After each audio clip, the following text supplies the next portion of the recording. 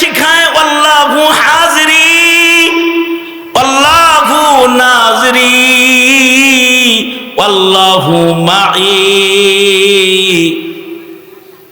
আমার সাথে একজন আছে, এখন এখানে একজন হাজির আছে। হাজির নাজির কে? আমাকে একজন এই মুহূর্তে দেখতাছে।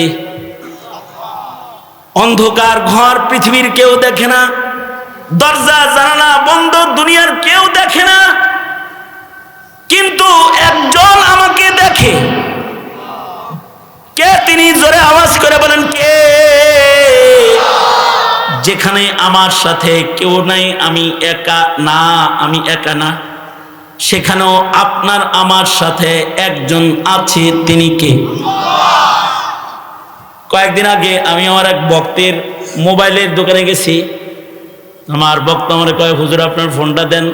কেন? আমি বললাম কেন, কি হয়েছে? প্রাইভেসি গ্লাস লাগাই দিই। এর একটা গ্লাস আছে, যে গ্লাসটা লাগাইলে সুবিধা আছে। কি সুবিধা? সুবিধা হইল আপনি দেখবেন ডানে বামে, আর কেউ দেখবো না। এই গ্লাসটা লাগাইলে পরে আপনার মোবাইলের স্ক্রিনটা আপনি দেখবেন, ডান পাশে যে আছে সে দেখবে না। আপনি যদি ভিডিও কলে কথা কন কারোর সাথে, তো তার চেহারা আপনি দেখবেন, বাড়িতেও কথা কইতে পারবেন, ডানে বামে দেখবে না। দূর থেকে দেখা যাবে না, বরাবর আছে, সে দেখতেছে, এখানে বসা আছে, ও দেখতেছে না। নিজের চোখটাকে খুব সালামতির সাথে গুনাহ করার পরিবেশ করে দিচ্ছে। প্রাইভেসি গ্লাস লাগায়া বয়ে বয়ে সুন্দর করে যদি ইন্টারনেটে চোখের গুনাহ করে, ডান পাশে বসা বাম পাশে বসা কেউ দেখে নাই, কিন্তু ওয়ায়ালামু খাইনাতাল আয়ুন, একজনের চোখ ফাঁকি দেওয়া সম্ভব হয় নাই। তিনি কে? জোরে আওয়াজ করে বলেন। এই ভয়টা হৃদয়ে রেখে কেউ যদি গোপনের গুনাহ কেউ বর্জন করে, তো এটা হলো ইত্তাকুল্লাহ হাক্কা তুকাতিহ। এই তাকওয়াল্লাহর নিয়ামত যদি কারোর মধ্যে পাওয়া যায়, তার আল্লাহর কাছে পৌঁছে যাওয়া সহজ হয়ে যায়। যে আল্লাহকে ভয় পায়, আল্লাহ তাকে মাগফিরাত দেয়, গুনাহ মাফ করে দেয়, রহমত দিয়া পাশে দাঁড়ায় যায়, ইজ্জত সম্মান রক্ষা করে দেয়। এবং মহান রব্বুল আলামিন আল্লাহ পাকের জান্নাতটা বান্দাকে কনফার্ম করে তাকে জান্নাতের মালিকানা দিয়ে দেয়। যাও, আমার জান্নাত তোমার তাকওয়ার কারণে তোমাকে দিয়ে দিলাম। তুমি মুত্তাকি ছিলে, তাই কাদ গাফারাল্লাহ, তাকে আল্লাহ তাআলা মাফ করে দিয়েছে। লিল কিফিল, গুনাহ ছাড়ছে, এই কারণে আল্লাহ মাফ করে দিয়েছে। আল্লাহকে ভয় করেছো, যাও, তোমার জীবনের গুনাহ মাফ। এ কারণে মানব জীবনে গুনাহ বর্জনের মাধ্যমে তাকওয়াল্লাহর বহিঃপ্রকাশ যত ঘটানো যায়, তত আল্লাহ পাকের কাছে ঈমানদার, সফল ঈমানদার হিসেবে বিবেচিত হয়ে যায়, গণিত হয়ে যায়। এ কারণে আল্লাহর ১ নম্বর নির্দেশ ইত্তাকুল্লাহ, ২ নম্বর ওয়াবতাগু ইলাইহিল ওয়াসিলা। ইত্তাকুল্লাহ, আল্লাহকে ভয় করো, গুনাহ ছাড়ো। ওয়াবতাগু ইলাইহিল ওয়াসিলা, আল্লাহকে পাওয়ার বাহানা তৈয়ার করো, বাহানা তালাশ করো। ইয়ানি আল্লাহকে পাওয়ার জন্য নেক আমলকে নিজের রবের কাছে পৌঁছার রাস্তা হিসাবে তুমি গ্রহণ করো। তোমার জিন্দেগীর যত নেক আমল আছে, লা তাহকিরান্না মিনাল মা'রুফি শাইআ, তুমি তোমার জীবনের কোন ছোট কাজকে ছোট মনে করো না।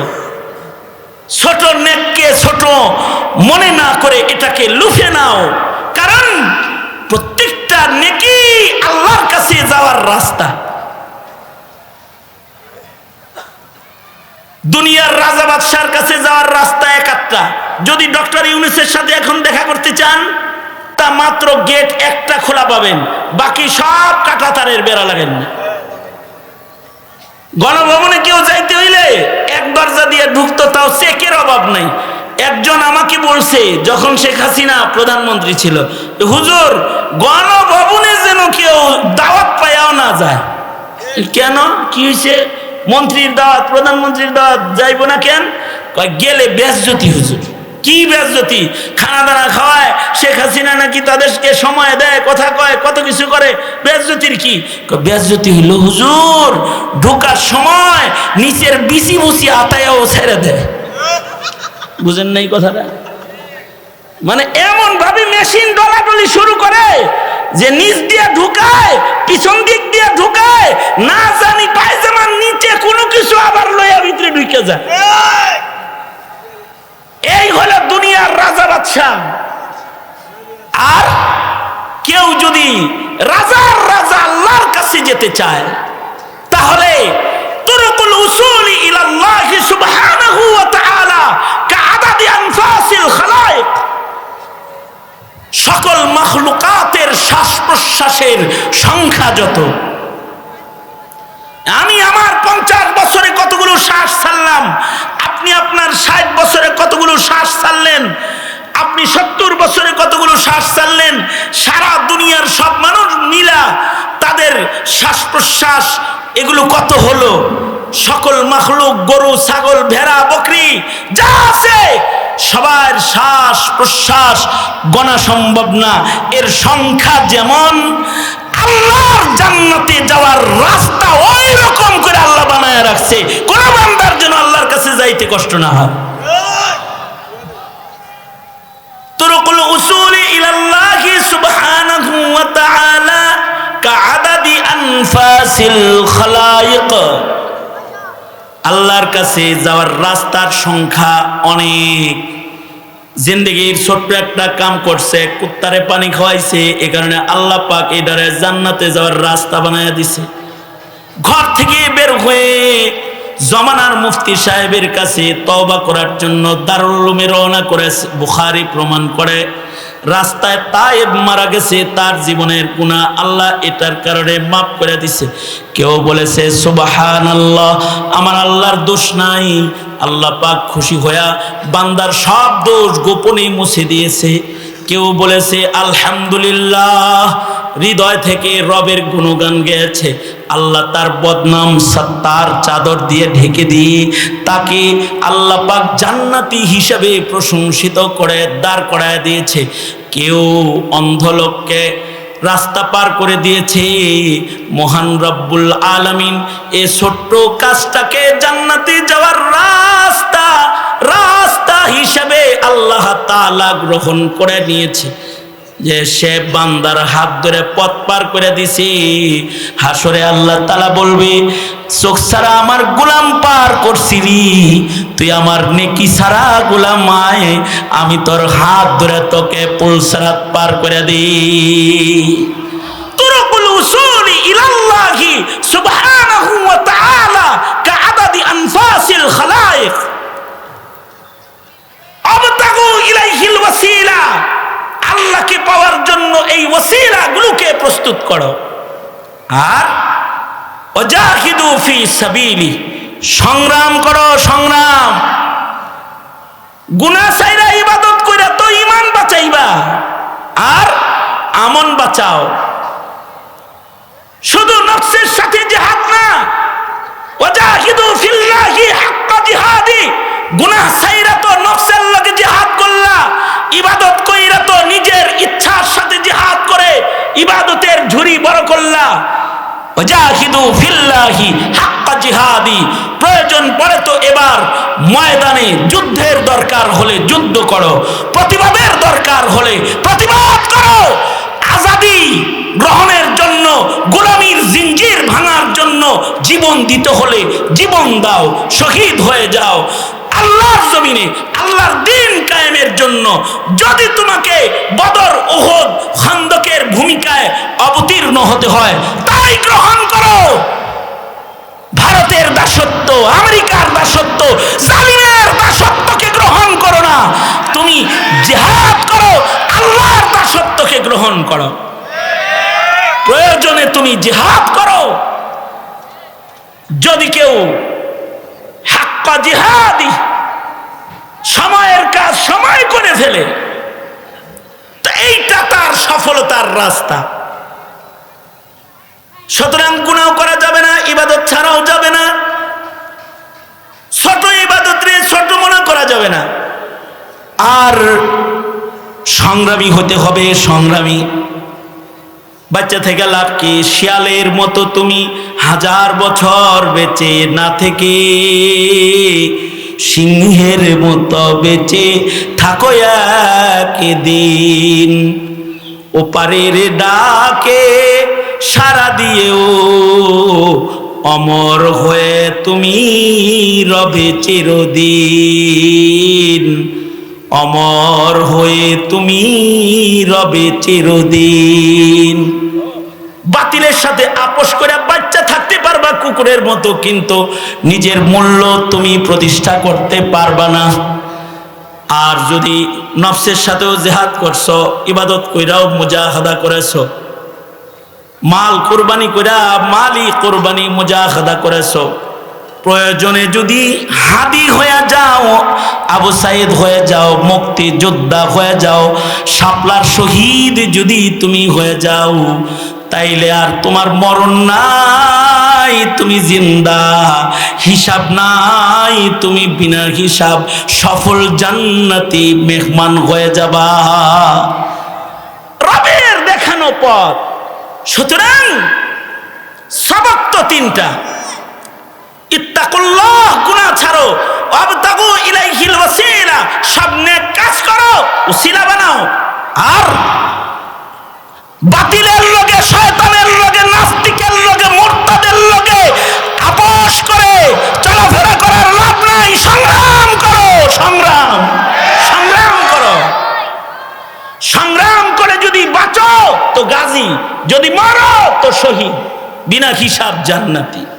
এ কারণে আপোষ না সংগ্রাম, আজাদি না গোলামি, কারোর গোলামি না, আজাদি। সুতরাং যুব সমাজ, তোমার যৌবন, তোমার জীবন এক আল্লাহর গোলামিকে বাস্তবায়ন করার জন্য, তোমার হায়াত আল্লাহর জমিনে আল্লাহর খেলাফতকে প্রতিষ্ঠা করার জন্য, আল্লাহর ইনসাফি কানুনকে জমিনের মানুষের ঘরে ঘরে পৌঁছে দিয়ে জুলুম অত্যাচার বের করে এক ইনসাফের রাজ কায়েম করার জন্য। তোমার যৌবন কোন জালিমের জুলুমের ঝান্ডা উঠাইবার জন্য নয়, নয়। ওয়াজাহিদু ফি সাবিলি। সুতরাং তৈয়ার থাকবো ইনশাআল্লাহ, বলেন। যারা জীবন দেওয়ার জন্য তৈরি থাকে না, এইগুলো মুনাফিক হয়ে মরে।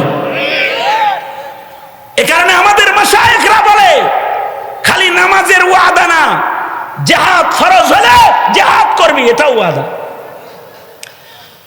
যদি কাদিয়ানীকে কাফের ঘোষণা করতে হয় রক্তের বিনিময়ে, যদি নাস্তিক মুরতাদের বিচার প্রতিষ্ঠা করতে হয় রক্তের বিনিময়ে, যদি আমার ভাইয়ের জীবন আর জানের নিরাপত্তা বিধান করতে হয় রক্তের বিনিময়ে, তো এক উসমানের জন্য যেমন বাইআতে রিদওয়ান হয়, তো এক হাদির জন্য ওইরকম বাইআতে সংগ্রাম হয়, সংগ্রাম হয়।